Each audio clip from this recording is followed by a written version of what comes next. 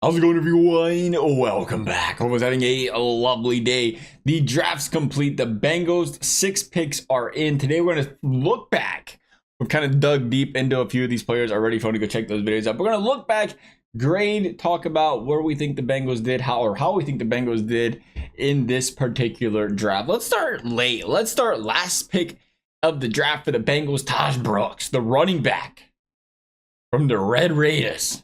I mean, this is a guy that really, he's what the Bengals need. He's what the Bengals need. You're looking for that big bowling ball type of back, that bruiser, that downhill kind of guy that can wear down defenses, break some tackles. Because you want to compliment. You always look for that 1-2 punch with Chase Brown being that fast, that elusive, that break off a big run, that game changer kind of back that you kind of bring in another guy, wear him down, short yardage guy. That's what you expect and what you want out of Tahj Brooks. And that's kind of what you're getting late in the draft. You have to remember, you're getting late in the draft. You're 6 rounds deep. You're a couple hundred picks in. You're looking at this point in time for a guy that's got traits that may specialize in a certain area that can improve your team and help your team in that regard. So if he can work on his other weaknesses, maybe spots he's not as good at, hey, now we're talking about a guy that could be a stellar pick late in the draft. But if you can just get a guy that specializes in one particular facet, that works very well for football teams. We've seen great teams do that in the past, not just specifically in the draft, but just with their player personnel in general, where you get the most out of your players, play them to their strong suits. And Brooks could potentially be that guy. He's a guy that's very patient in the backfield as well. Kind of reminds me a lot of Le'Veon Bell in that essence, where he's patient in the backfield, waits for the blocks to open up, and then he hits the hole. Now, we see a guy like Brooks come in late in the draft for a couple reasons. One, second-year senior, been over here in college for a long time. He's got a lot of touches under his belt. He doesn't possess that speed. He doesn't possess that burst other running backs do. So, yeah, he's got that patience behind the line of scrimmage, but that's probably not going to transition so well for him in the NFL, just because guys play faster, and he's not really got that breakaway speed where it's like, hey, you can be patient behind that line. If you got that quick cut and then that boom, you got that burst right away. That can be really effective. That's where you see those first round running backs, those second round running backs become ever so dynamic entering the NFL. He's lacking that. Could we still see it be effective? Absolutely. Do you love to have a guy that's patient, that looks to create spaces, looks for the holes, wait for the holes to develop? Absolutely. Great traits to have. And that can still be effective for this team. You just worry where it's like, hey, in college, you could bounce this out to the outside, make it work because of the speed. You could be a little bit more patient. That guy come wrapping around the back takes a little longer to get there. We'll see what happens there. My biggest concern, and he's got to fix it, or he'll never touch the field, honestly. Lost the football 18 times the last 2 seasons. Or he dropped the football. He didn't lose the football, but he had 18 fumbles the last 2 seasons. That's a lot. Can't be doing that in the NFL. You're not a project. You're not an investment. There's no team that's going to sit here and work through the growing pains of a 7th round draft pick that can't hold on to the football.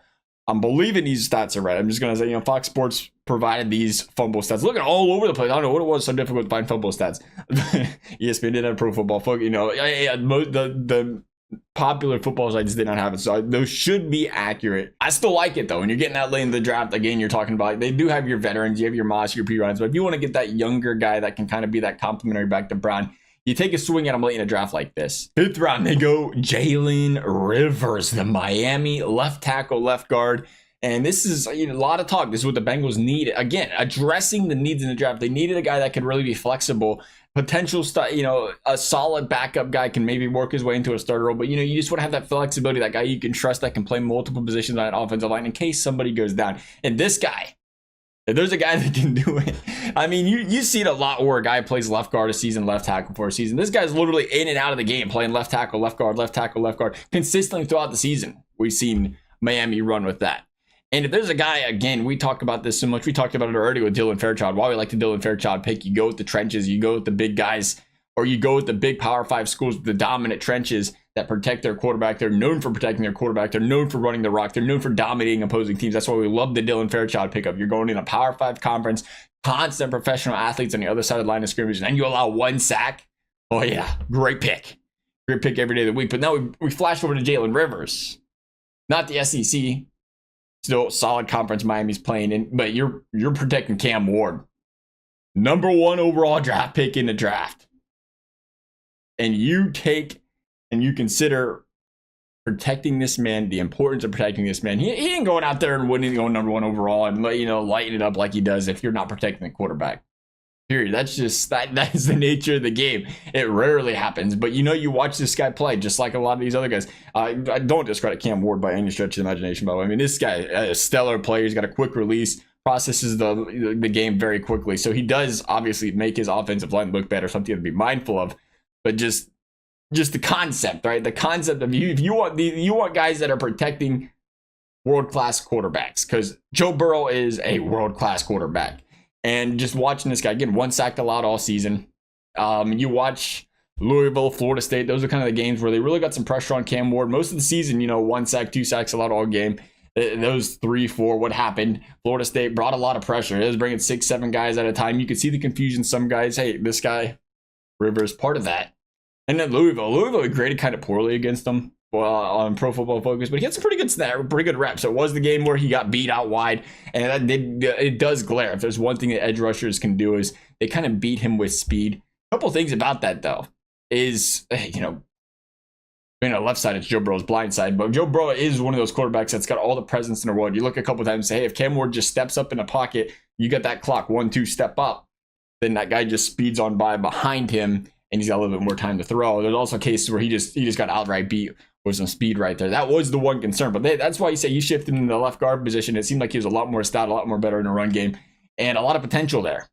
Again, drafting a guy late, well, not a stud day one. You don't expect it, but you expect that to work, grind, and hopefully edge his way into this team and into being an impact player for this team. Then you had Barrett Carter in the 4th round. I'll tell you what, I know there was a lot of controversy in rounds 1, 2, and 3. I thought the Bengals did exceptionally well in rounds 4, 5, and 6. Exceptionally well. Barrett being another one of those guys. Excellent QB spy. He's shown he can pressure the quarterback, get into the backfield, good blitzer in those regards. And you're talking about the counterpunch. Something important, something what Al Golden's cooking up here. We know the only pass rusher they got on that defensive line is Trey Hendrickson right now. You got guys with the abilities of Shemar Stewart who've got the potential through the freaking roof that can grow into that. You got guys that can stop the run. But Al Golden likes to dial those blitzes up. And you want to have those guys that are your linebackers that got a nose for the back of that quarterback. And this guy, without question, has that ability. And more importantly, we talk about the QB spy, the ability, the IQ-ity. The football IQ ever so important. You talk about the counter punches. You're going to see Lamar Jackson twice a year. You have a hard time stopping the Ravens. You have a hard time beating the. That's not a surprise. The Ravens have dominated the Bengals when Lamar Jackson's on the field. So what do? You draft to try to counter punch what they beat you with. Quarterbacks with speed, obviously a good run game. So you're drafting all these run stoppers. I know a lot of people don't like the fact that the Bengals are drafting all these run stoppers. Of course, the pass rush could have been better last season, could have helped, but it wasn't. At the end of the day, it wasn't the pass rush that cost the Bengals defense all these games. It was the run game. You know why? Because it was 3rd and 2. It was 2nd and 3. It was 2nd and 4. It's too easy to pick up short yardages, and it's too difficult to get home with your pass rush when you're not doing down in distances. So they go run stopper, run stopper, run stopper. Stop the run. Make it easy on your pass rushers. Make it easy on your secondary. Give them time. Well, I don't want to give your secondary time, but give your pass rushers time to get there. It's dang near impossible for any team on 3rd and 2 to get to the quarterback unless you've got the Bengals offensive line. So you have to be able to address that, and that's the way the Bengals went. And now we say, hey, can Al Golden do what he does best then? You stop the run on 1st down, you stop it on 2nd down, and then you dial up these blitz packages with your linebackers, with your safeties, with your cornerbacks. Because we know Al Golden would love to do it. You bring a guy in like this, piece to the puzzle, very good pickup. We already talked about Dylan Fairchild. You put this guy, I know a lot of people wanted to see Tate Ratledge. But this guy also part of that dominant Georgia offensive line, a team that's dominant in trenches, playing in a powerful conference. A lot of 1 sack last season, the highest rated Pro Football Focus pass blocker last season. Lots of things to like about the Bengals picking this guy up in the draft, and a guy that can be an instant day one starter for this team. Love to pick Demetrius Knight Jr. A bit of a controversial pick here from the Bengals faithful here because he was a little bit of a later draft pick. Demetrius Knight, though, a guy that can come in, a veteran can come in, plug and play, the mic'd up linebacker for this football team. So he's a good communicator, known for his tackling. A little bit of a mishap with the age here with Demetrius Knight. South Carolina's official website, where he went to college, saying, hey, this man's 6 months younger than what Pro Football Focus had him slated as, and other sites, I believe. So actually going to be 25 coming up here in the summer, not 25 yet. So a little bit younger, but still love the pickup. You get a guy that's a veteran. You get a guy that can instantly plug and play. And he's got that leadership. He was the play caller over there, a great communicator, known for being a solid tackler. Stuff this team wants. Can stop the run. Again, stuff this team wants. And I will say this. I know because of that age, because it feels like, even shemar stewart, same story. People felt like the Bengals reached. And this just... maybe it resonates, maybe it doesn't. No, a lot of us love some fantasy football. But this kind of came to my mind earlier. Chase Brown last season was undrafted, going into 12th round, his average draft pick position. Where we took him, I took him like in the 9th round, the 10th round. So I'm gonna make sure I get this guy because I know this man is electrifying. I know this man can win a championship. T. Higgins, the same story. Goes in the 6th round in fantasy football draft, 7th round last season. He was going there because of the injury problems, but you knew if he could stay healthy, he would light it up, and he did that. He's gonna be a 2nd round pick next season, gonna be a 3rd round pick next season. And what I'm getting at here is this was consensus.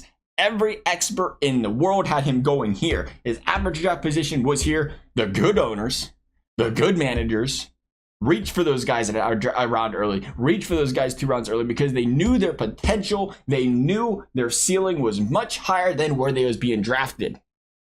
They were seeing a bunch of guys where their floor was here, their ceiling was here.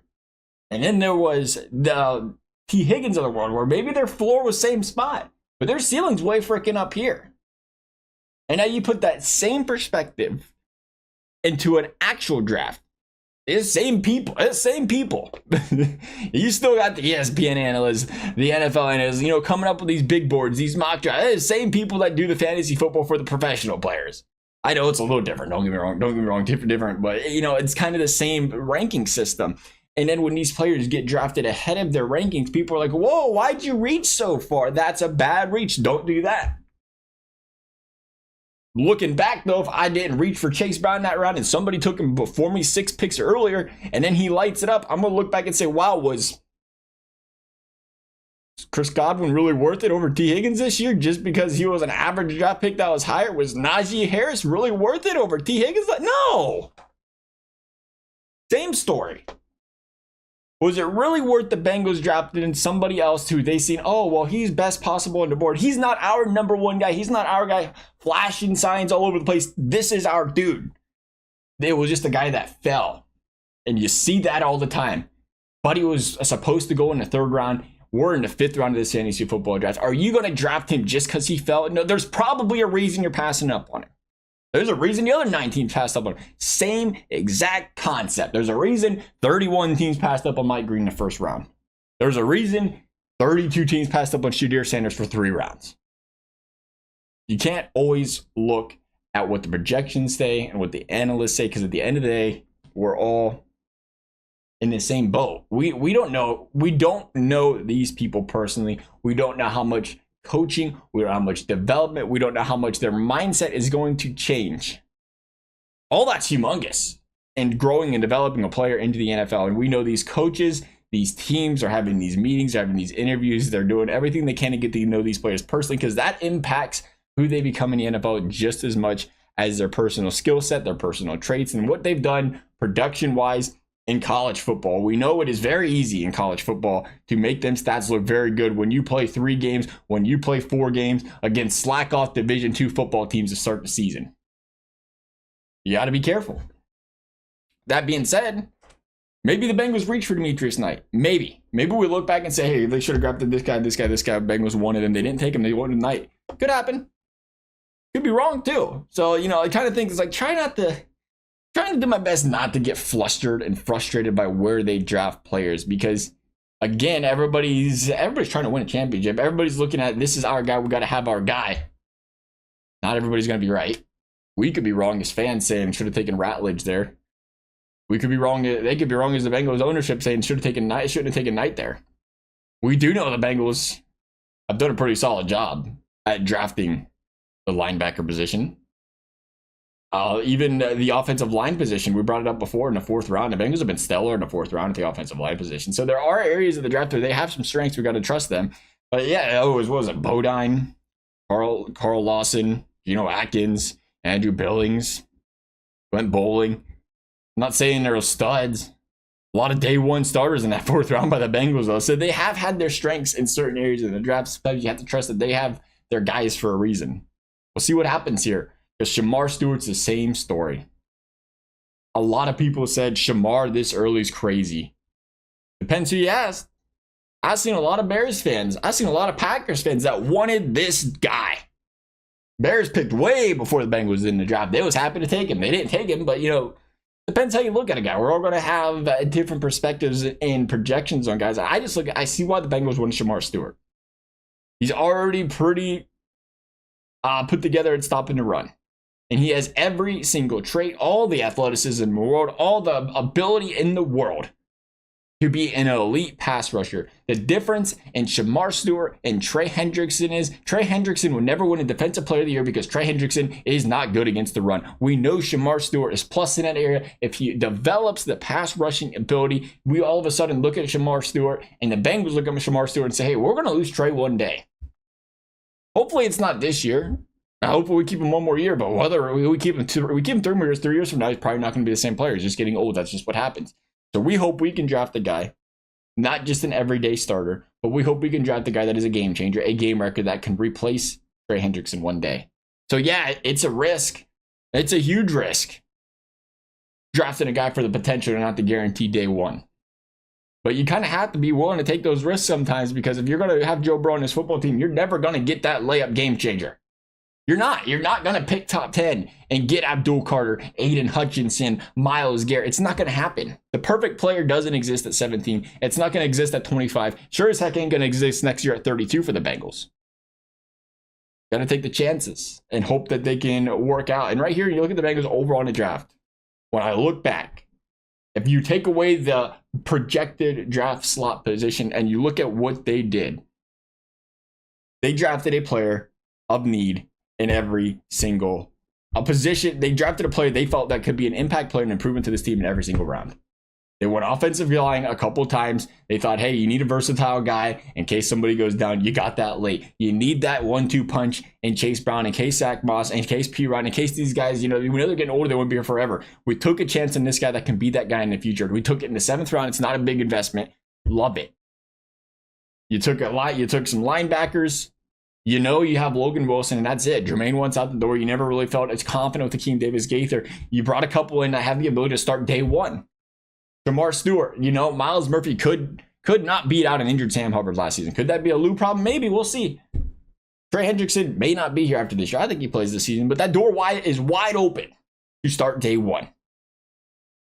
Every single position they drafted can start day one. The things the Bengals have done in the past that you have to praise them this year is historically, they love drafting players that they don't plan to start day one.